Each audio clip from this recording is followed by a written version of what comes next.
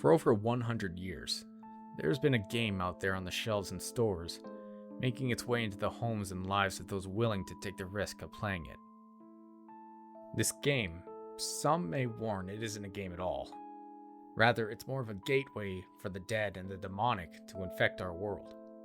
And however one wishes to play the game, the desired outcomes may not be what one might expect. Join me in this episode as I talk about the famous board game known for summoning dead spirits, the Ouija board.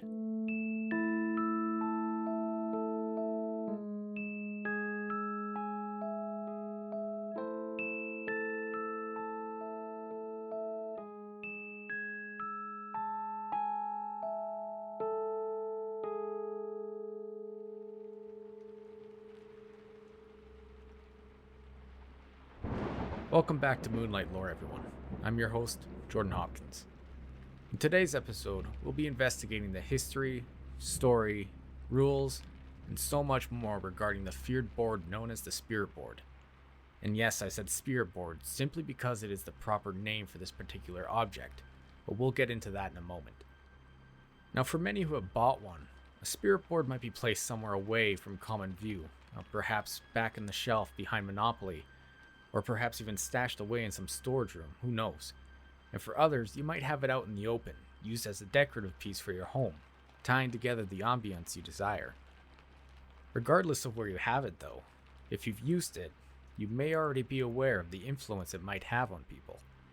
For some, the Ouija board is a game they would never dare to touch, and to others, it could be a fun party game to play with your friends. But there are some who are also aware of the possible dangers involved with playing the game.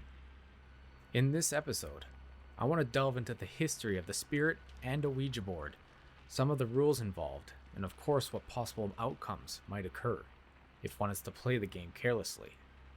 So let's begin.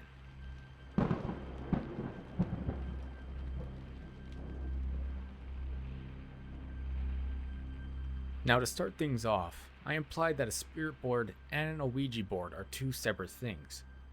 In fact, the two are quite simply the same.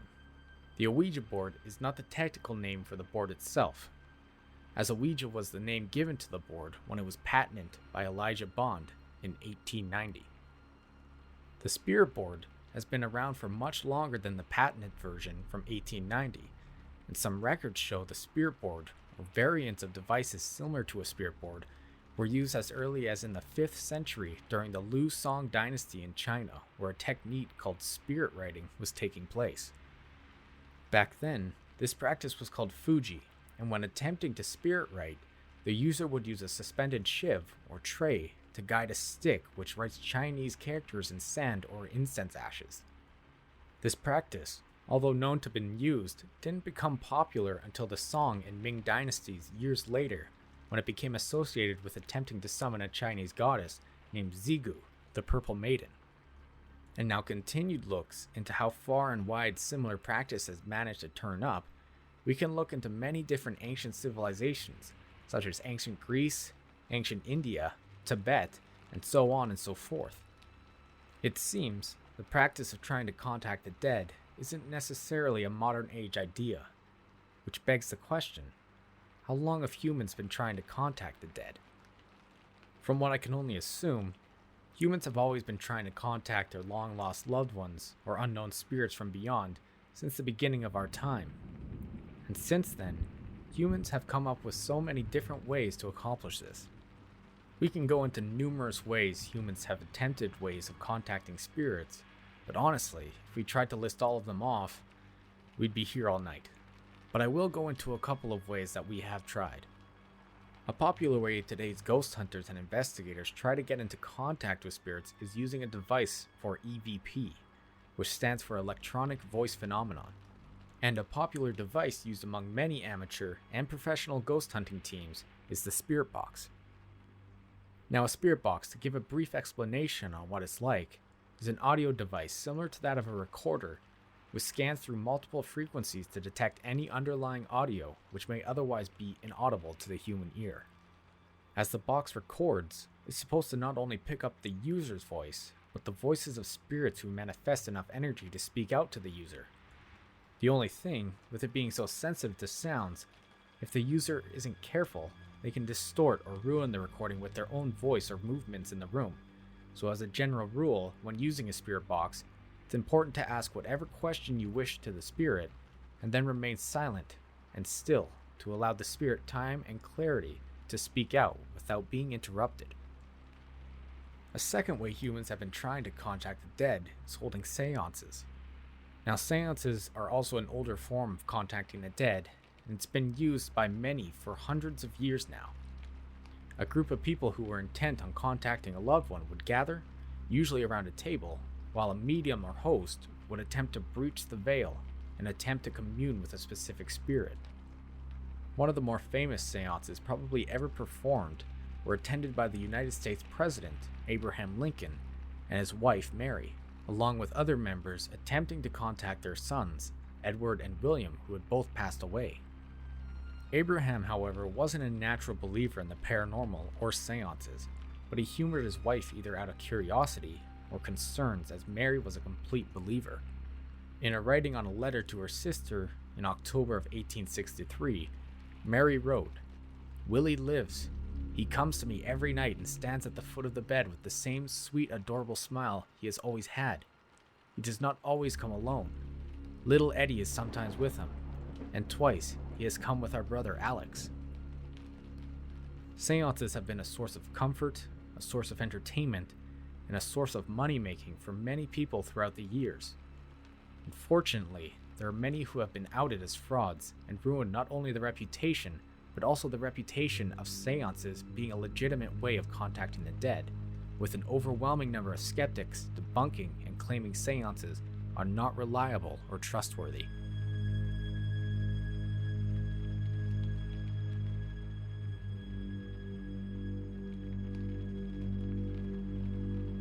So with a few ways one could possibly get into contact with the dead out of the way, I want to get back into the more recent history of the spirit board, mainly the patent of what we all now know is the Ouija board. As I mentioned before, the common Ouija board we all know today wasn't patented until the early 1890s, when the patenter, Elijah Bond, got the idea to create his own style of spirit board to sell en masse to the public for profit.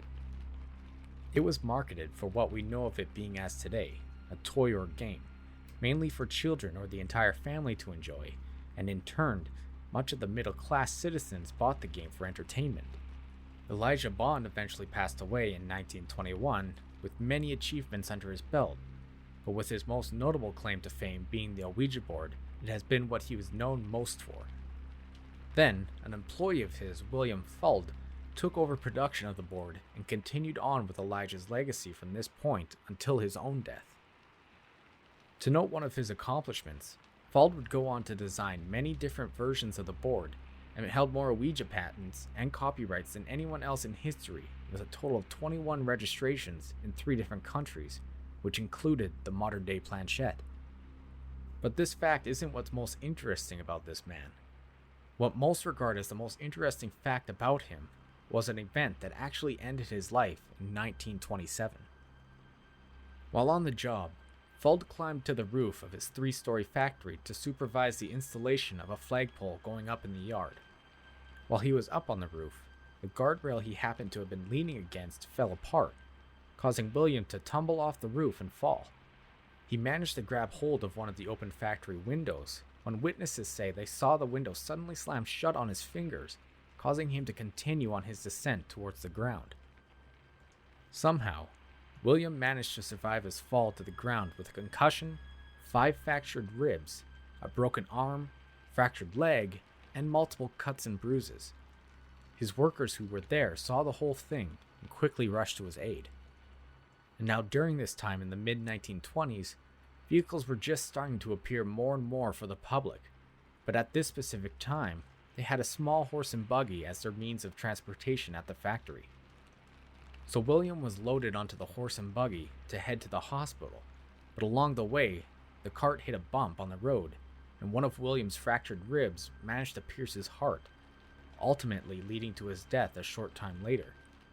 With this bizarre accident happening to the man who developed and produced so many Ouija boards, many since then theorized that William Fuld had been the first death in relation to the Ouija board.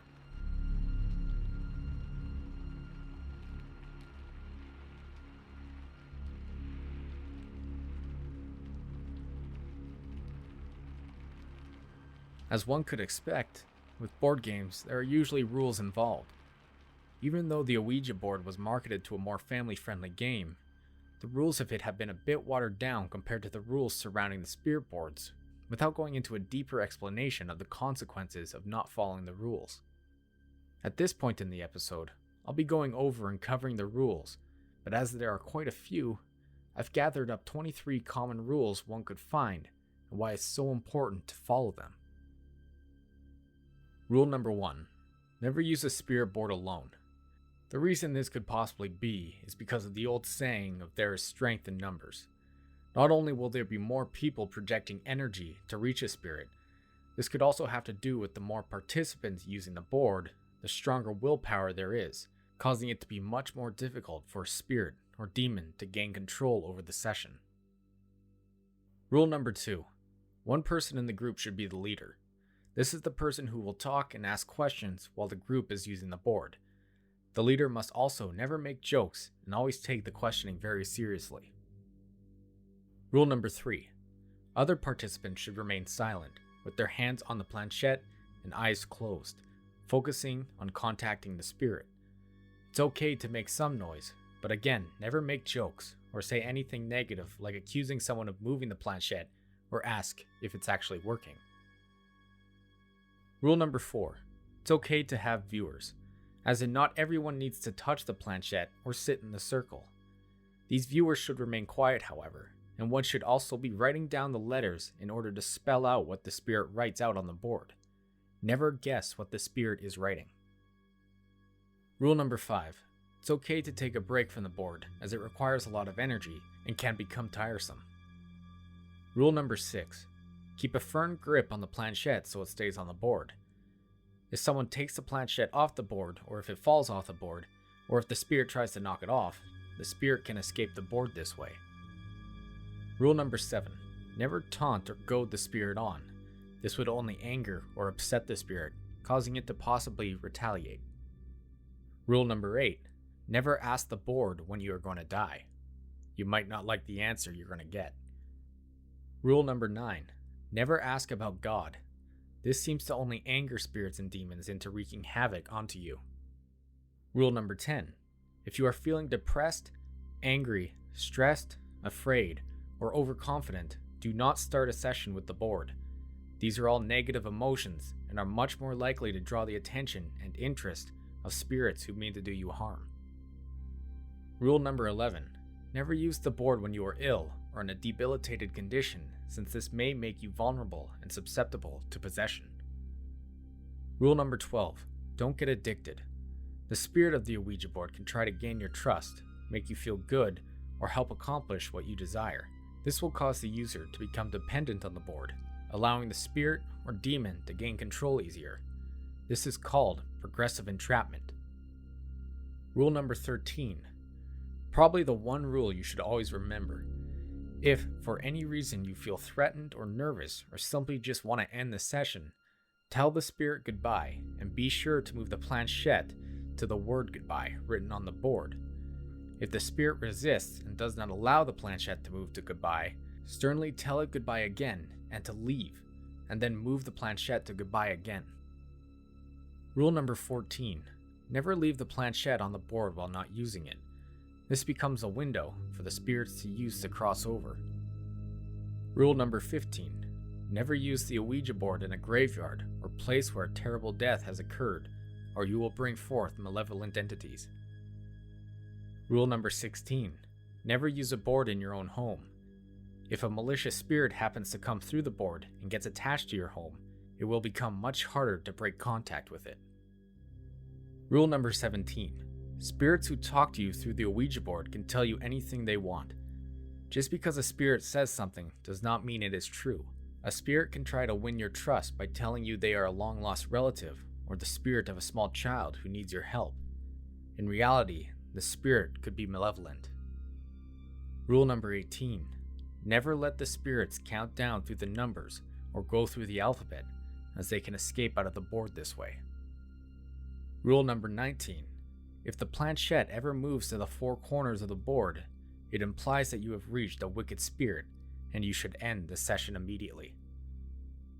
Rule number 20.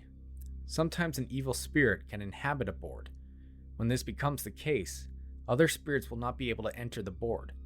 Also said, the more you use the same board, the easier it is for a malicious spirit to find you repeatedly. Rule number 21. If a spirit starts communicating with you by making the planchette make a figure 8 or infinity symbol, immediately end the session by saying goodbye. This is a demon trying to break through and escape. Rule number 22. If you speak to a spirit who identifies themselves as Zozo, end the session and say goodbye immediately. Zozo has been identified as an incredibly dangerous and influential demon who is a common occurrence in spirit board sessions. We'll go into a bit more information about him very soon. And rule number 23.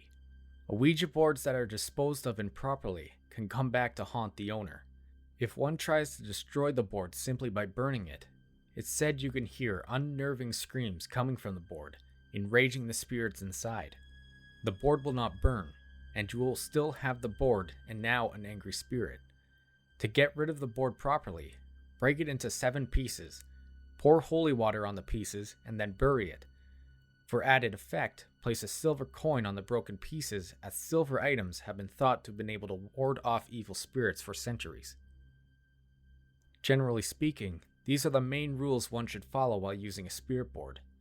Some are more important than others, but overall, all should be followed. I'm sure there are more rules one could find, but these are some of the most well-known and important rules to be aware of.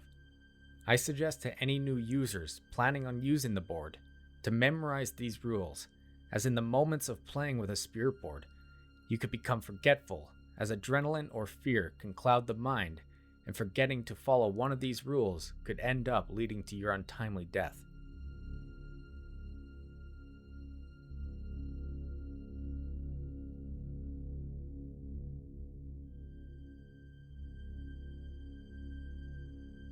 Now that we have a good number of rules covered and explained a bit, I said I would talk about the consequences of neglecting some of these rules. More specifically though, what happens when you unfortunately come into contact with a demon like Zozo. The Zozo demon is a known trickster entity, known for stalking people through spirit boards. Some of those who have contacted Zozo have said he has announced his presence using a number of different names, such as Zaza, Mama, Oz, Zo, Za, and Abacus. All who have encountered him say when he is about to come into contact with the board users, the planchette will continuously guide itself into a figure 8 pattern, just before frantically zooming back and forth between the letters Z and O. As is typical with malicious spirits and demons surrounding spirit boards, his interaction with the users will start out friendly. He conducts himself as a kind and interesting spirit, but gradually grows into more threatening and malicious after he's gained your trust after a bit. It's also been said, once you have gotten into contact with Zozo via a spirit board, you must destroy the board in the way I previously mentioned before regarding rule number 23. Otherwise, Zozo will now know of the board and know he can reach through to you and into our world as if it was a door. By destroying the door, he must find another one. He must find another board to corrupt. Zozo slowly became a well-known internet horror story with thousands of people claiming they had had contact with the mysterious demon.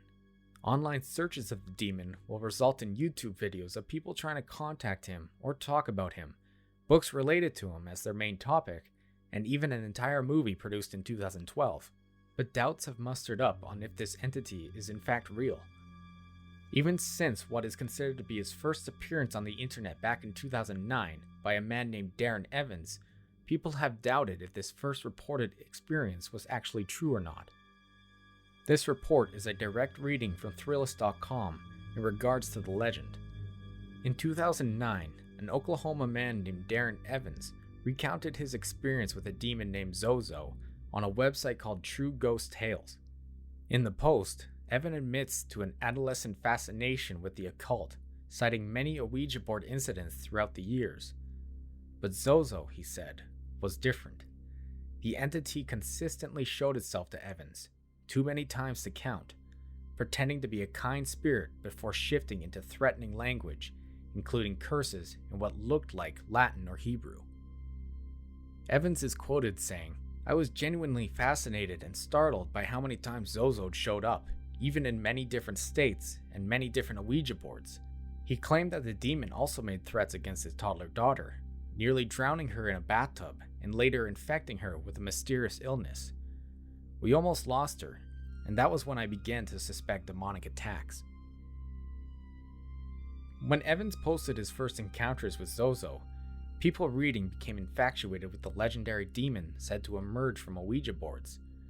But in recent interviews with Evans, more unheard stories would come, and later, when asked about them again, important details would change. This started to seed doubt into many people's minds on if Evan had actually encountered this demon or if he had just grown used to the attention and was seeking a little more. It's also curious why, before Evan's story in 2009, little to no writings or encounters can be found online or in books discussing this particular demon. People sourced the French demonological encyclopedia of Le Dictionnaire Infernal, where it recounts the story of a young village girl who claimed she'd been possessed by 3 demons named Mimi, Zozo, and Crapulette, but in the very same book, it was proven she had been faking her own possessions.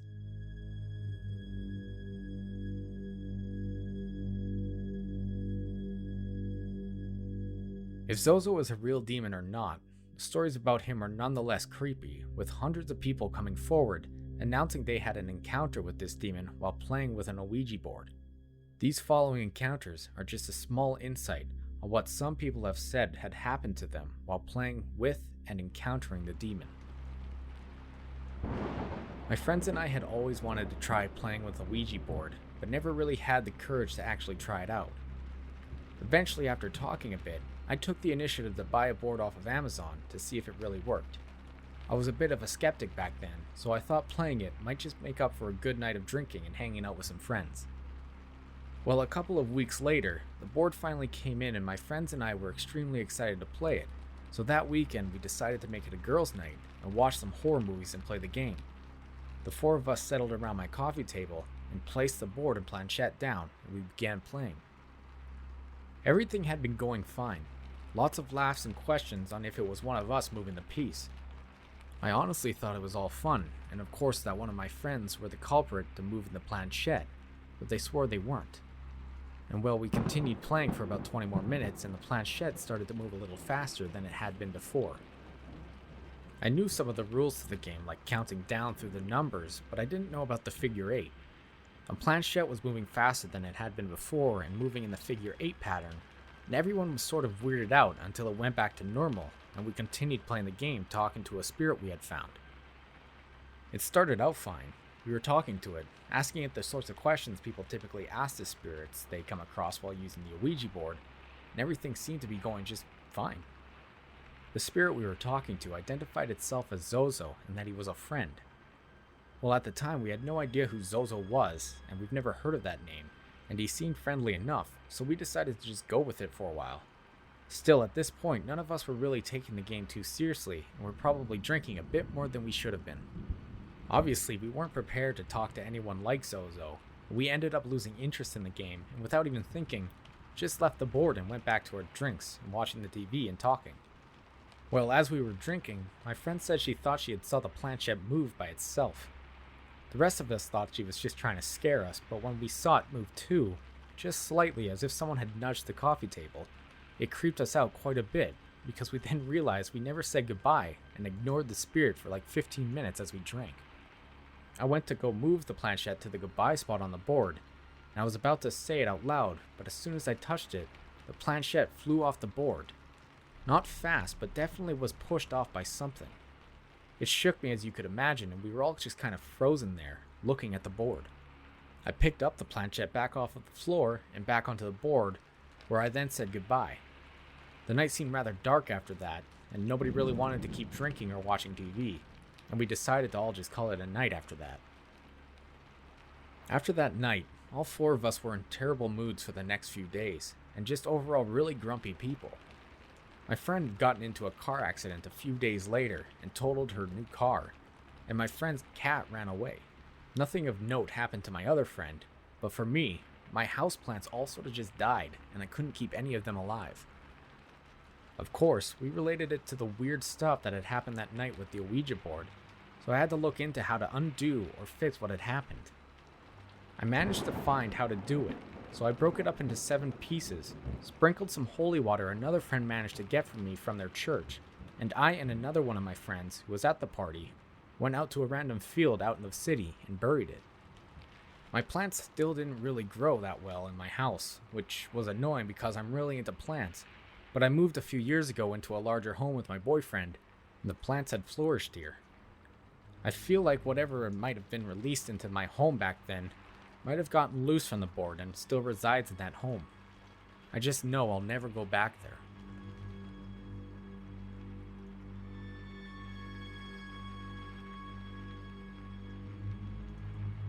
With that story, we see a few things happen here that were very obvious. This woman, or man maybe, I don't know, had done very little research into how to properly play the game. They and their friends didn't memorize or even bother to learn the rules before playing, and the outcome was one you could expect. Also the fact they were drinking and joking, emitting negative energies for any dangerous spirit or malicious demon to easily track them down and find them through the board. And then not to even say goodbye at the end of the session. From what it sounds like, the spirit, or Zozo, had gotten loose from the board and had taken up residence inside the author's home. I know there are some beliefs of spirits being able to suck the life from plants to grow, so this might have been the case here. I also feel sort of bad for the next person to move into that house. It kinda sucks not knowing you're moving into a house that comes with its own malevolent spirit. But anyways, I have another story involving an incident where someone seems to have done everything by the book, but were unfortunately still subjected to a possible encounter with Zozo. I am a firm believer in the paranormal and how spirits and demons can manifest themselves in different ways in different people's lives, and I've always had a bit of a morbid fascination with the dead and demonic. I knew all the rules, like don't play in a graveyard, don't play alone, always say goodbye, mainly the bullet points, so I and 2 of my friends decided to try and play with an Ouija board at my house to see if we could conjure up anything. My friend had just lost his mom recently, and enough time had passed since then that he agreed to maybe trying out the board to see if he could contact her. I guess that was probably the biggest mistake there. His negative emotions of feeling the loss of his mom probably wasn't the best idea to play with. Anyways, we got together at my house on a Friday night and we started playing. Nothing notable really happened at first. We talked to one spirit who seemed interesting, but soon after talking and asking a few questions, the figure 8 started happening. I knew what this meant and quickly moved the planchette to the goodbye spot on the board and said the words. My friends asked what I was doing and wanted to keep playing, but I told them what the figure 8 meant and how it was connected to evil spirits. My one friend wanted to keep playing in hopes of talking to his mother, so I just suggested we come back a little later and take a break from the board for the time being. We went out and had a smoke outside at that point, and when we were finishing up and went to head back inside, my friend tried opening the door, but found it had been locked from the inside. I was the last one out, and I know I hadn't locked the door, so it confused us quite a bit, but I walked around to the front, and the front door was locked too. However, that was much less suspicious. Luckily, I keep a spare key under a rock in my yard, so we were able to get in without much of a fuss besides having to walk. And as we entered through the front door, we entered into the living room to see my glass of water had been spilled off the table and the planchette sitting over top of the 0 on top of the board. At this point, I got a little worried because I know I had last seen the planchette over the goodbye, but I didn't think I had even left it on the board to begin with. I asked my friends if they had moved it before we went outside, and they agreed with me that they could have sworn I had left it on goodbye before. I couldn't notice anything else that seemed suspicious, but we decided to start playing again, and began having almost an instant conversation with a spirit who went by the name of Mama. My friend thought this was his mom trying to talk to him, and it seemed like the spirit was legit. It was kind, it knew his nickname his mom would always call him, and told us his other relatives were there with her and safe. This seemed to ease the mind of my friend, so me and my other friend basically just sat there while the two talked. And a few minutes in, the spirit said she was in the home, which honestly I didn't like hearing. So that I asked specifically where the spirit was, and the board spelled out upstairs in closet. This really kind of freaked me out now, and I suggested we end the session, and my friends agreed, so we said goodbye and moved the planchette to goodbye, and then took it off the board. My friends stayed for a little bit, but we ended the night fairly soon after, and they headed home. A few minutes after they had left, I went to go clean up the table and saw the planchette was sitting on top of the board again. Now I knew I had moved it off the board specifically because I wasn't sure before, but I knew now something was up. If it was a spirit, or just one of my friends messing with me, it creeped me out regardless. Then at that moment, I thought I heard something upstairs fall, so I went to go up there, obviously turning on every light along the way.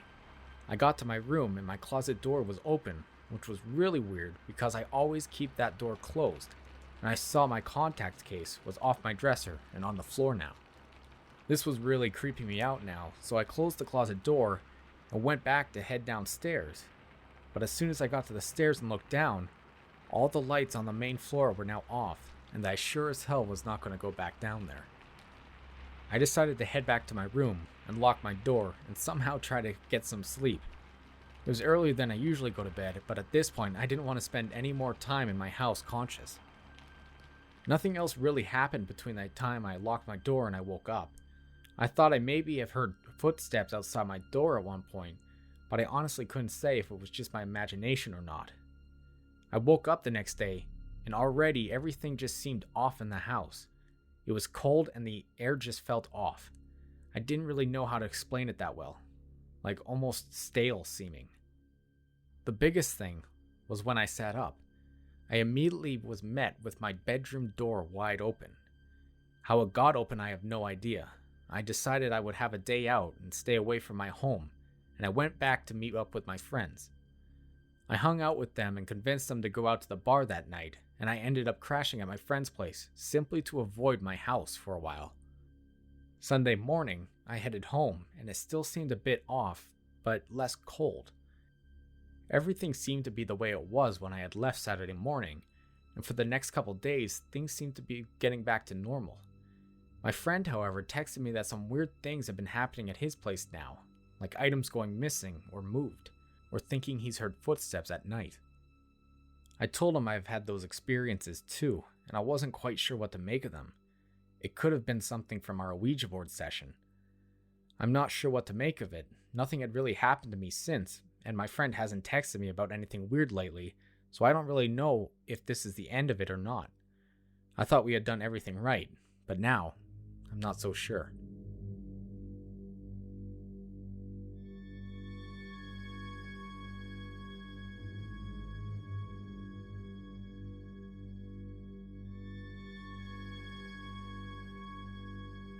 In this story, yes, there are a few things the guy could have done differently for sure, but it seems like he knows some of the spots where he had gone wrong. His friend playing the game was probably the biggest mistake, seeing how he was in a vulnerable state, having recently lost his mother, and the spirit took advantage of that fact. He also made the mistake of realizing he was contacting an evil spirit and rightfully closed down the session. However, they played with the same board moments later.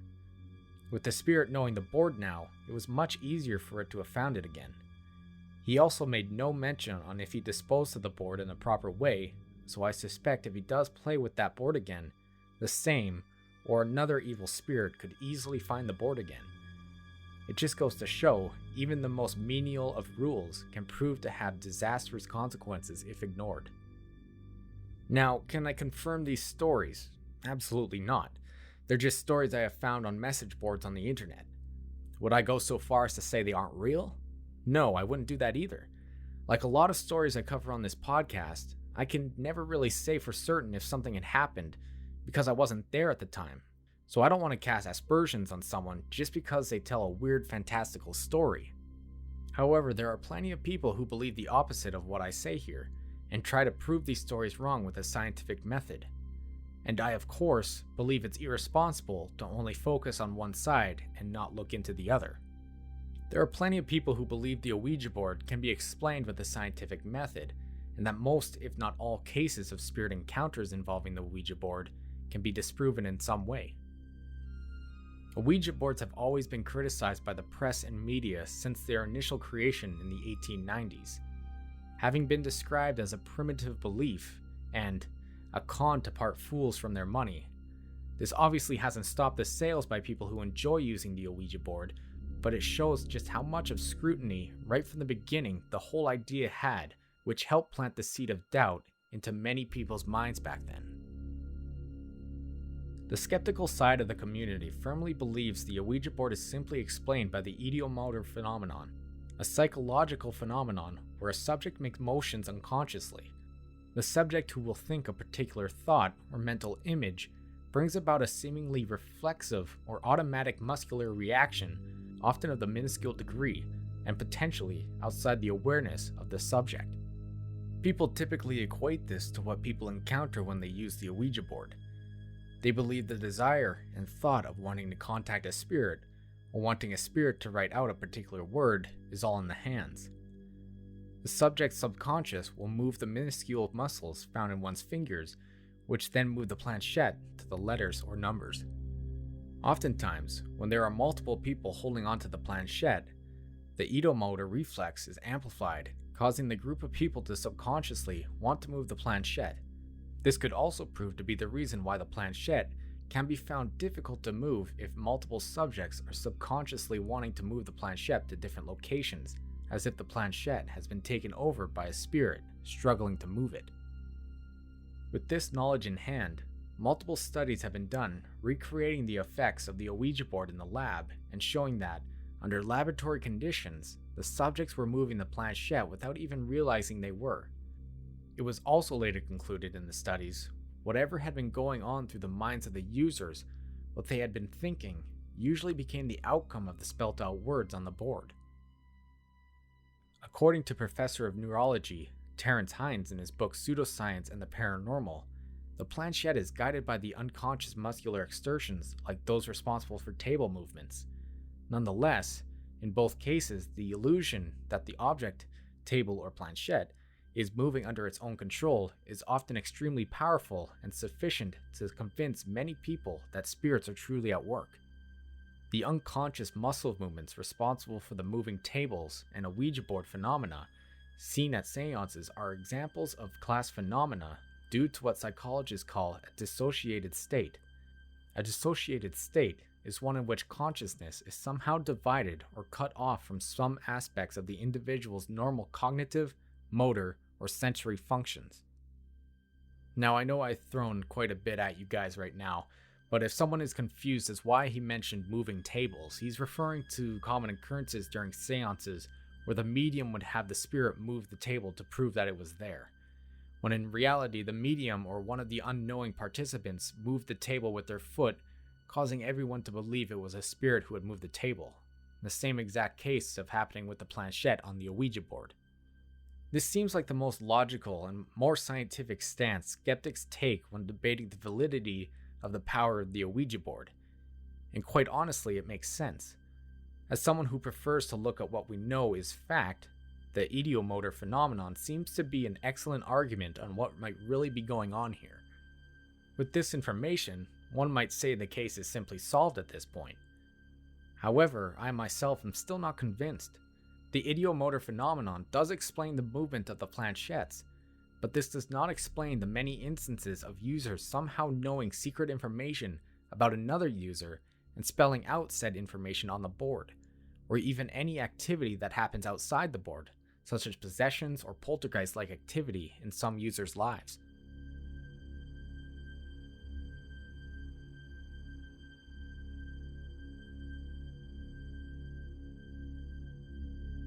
Now, depending on if you choose to believe anything they say, the multiple churches of the world nearly all are in agreement from the beginning of its initial patenting that the Ouija board is far from just a regular family board game.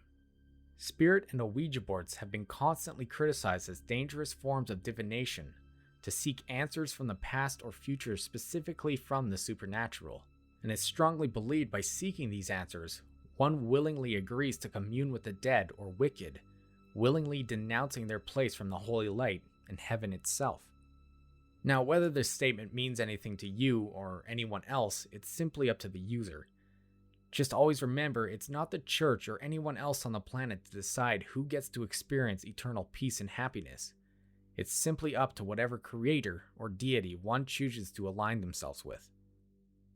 But possessions and poltergeist activities seem to be a common outcome according to the church and other believers when warning of the danger involved with using a Ouija board. Multiple stories can be found linking the two to usages of the board. And now to say that they are real or not, I couldn't tell you, but what I can say is that they are quite disturbing. For those of you who have seen the movie, The Exorcist has been praised as being one, if not the scariest movie ever made. It was based on the 1971 novel by William Peter Blatty, who introduced the Ouija board to thousands of horror fans around the globe. The movie was on its way to being finished in 1973, but a year before that, in 1972, Blatty revealed in an interview with British journalist Ray Connolly that while finishing the book, he had encountered his own strange experiences involving the Ouija board, which made him a believer. In his interview with Connolly, Blatty says this: "Well, I don't want to sound like a nut, but as I was writing the last chapter and epilogue, I did have a series of bizarre experiences. For the first time in my life, I got hung up on an Ouija board for 10 days. I'd never done it before, but I found I couldn't leave it alone, and I had the most definite feeling that I was communicating with the dead. Yes, I agree, an awful lot of it could have been autosuggestion, and I knew all about how a Ouija board worked because I'd researched it so much for the book, but there were certain things which were not susceptible to explanation by the subconscious mind. I thought it was my father communicating with me, and I got someone to help validate the experience. She was a girl who could put herself into a self-imposed hypnotic trance, and who would operate the planchette on the Ouija board. I didn't touch it at all, and asked the questions in Arabic, which she didn't understand a word of, and I got precisely the right answers. But then I thought, well, maybe subconsciously I was formulating the answers in English, and she was picking them up from me telepathically. Then there were the poltergeist experiences. Doing revisions for the book at a friend's house, the telephone rang, and suddenly the receiver leapt off the hook. It happened to him first, and then to me. So I asked my friend who did the acoustics for the Kennedy Center what the possibilities were electrically, and he said it was impossible. Then the telephone engineers in 2 states confirmed that it was impossible, but we both saw it happen. That was the accumulation of several incidences, but it was the one that in no way could be explained. Then, an electric typewriter wrote a line of gibberish. But what do I know about electricity? Maybe there was a short circuit somewhere. That might have been possible. In Blatty's experience, it was clear what he had been experiencing was some form of possible poltergeist activity with objects around him reacting in ways they no way should. Blatty passed away in 2017, so we're not quite sure if other strange occurrences happened, unless he had written them down somewhere I'm not aware of. But this is an excellent case of how using an Ouija board can summon something you're not quite ready for or quite understand yet. Moving on to a case of possible possession, we can look into another famous case surrounding the origins of a Netflix original movie called Veronica. Now, I never watched the movie simply because I don't speak Spanish, so I can't comment on how true it stays to the story, but as the origin story goes, a girl named Estefana Gutierrez. Like I said, I can't speak Spanish, so I can't roll my R's or anything like that. But in 1992, she performed a makeshift seance in her high school with her friends. She had used a makeshift Ouija board during their session and seemingly unleashed an entity which stalked and possessed her body. Police reports indicated that she had begun having seizures quite often, and she told her parents she had been seeing shadowy evil figures following her from the dark corners of their home. From the moment of playing the game, Estefana's family and friends said she began to experience insomnia, hallucinations, and constant seizures. Further looks into the police reports say that the family had made multiple frantic calls to authorities after having seen mysterious figures and even so much as feeling a pair of invisible hands grabbing them. The police responding to the calls at the home reported when they had entered, the entire house was eerily quiet and calm, but as they moved further into the residence, they began to hear a number of inexplicable noises like a large boulder moving across the deck of the home, but when they checked, there was nothing there. They began to hear loud banging noises and closets opening suddenly for no reason. And the police even made a file, noting that they had looked at a photograph of Estefana that had been burning inside of its own frame. This would go on to being one of the only few reports of police actually using the word paranormal to describe a case. One night, Estefana described strange human forms that came to visit her at night, with no face, wearing a cloak, and asking her to come with them. And during the final peak of her illness, on July 13th of 1991, Estefana violently attacked her sister, Maria Nella, who ended up on the floor, and Estefana had foam coming out of her mouth. She was taken to the hospital the following day, where she fell into a coma and died later that night. Could this have been a possible case of possession due to the uses of an Ouija board? There are certainly hints of poltergeist activity, but the seizures and the attack on her sister certainly leans toward the idea of Estefana being possessed.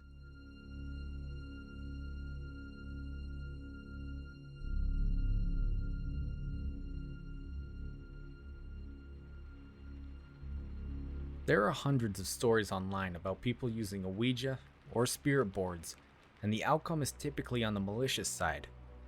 Only a small percent actually mentions good cases coming out of using an Ouija board, so as I've said before in this episode, the risk is much higher than the rewards. If I were to put my 2 cents in, I would recommend not using an Ouija board ever. There's just not really a need unless you're really trying to find your relative's long-lost treasure they buried before they died. But other than that, I simply say just let the dead rest. Don't try to contact them. Most of the time, it'll be the angry ones who respond. Now, to the point on whether or not I believe the Ouija board actually works and one could contact the dead with it, I can't say I'm convinced it's the board itself that can summon the dead, but I do believe it's a tool that can be used. The ideomotor phenomenon is a very strong point on how the Ouija board can function and to fool people into thinking it's a spirit trying to communicate with them. And for the cases of strange sightings and poltergeist activity, well, I believe the forces from beyond can be summoned by one's own mind. Emotions and strong energies could help manifest forces beyond our understanding into our world. And perhaps the Ouija board could play a part in this if we're going to go and entertain the idea. If we think of the Ouija or spirit boards as doorways, we project our emotions and energy through it, and the dead spirits on the other side are drawn to those signs of life. The stronger the emotions or more energy we put through, the stronger the entity on the other side gets, feeding on those feelings. Demons in particular would be entities who would be strongest, as much of the emotion and energy put into Ouija boards are oftentimes fearful or negative, feeding them, making them stronger and stronger until they're able to break through that door and into our lives.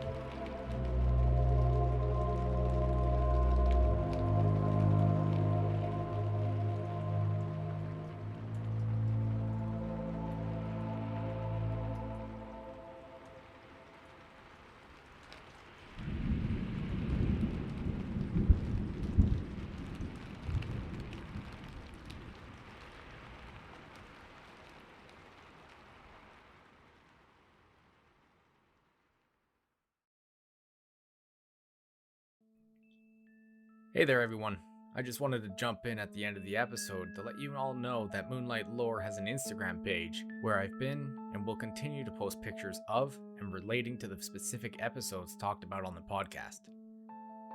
If you're interested, feel free to give me a follow on there at Moonlightlorepodcas.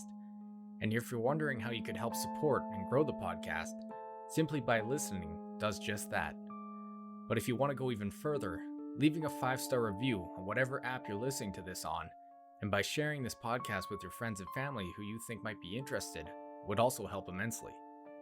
I appreciate all of you for listening to Moonlight Lore, so thank you, and I hope you've been enjoying it. Take care and stay safe.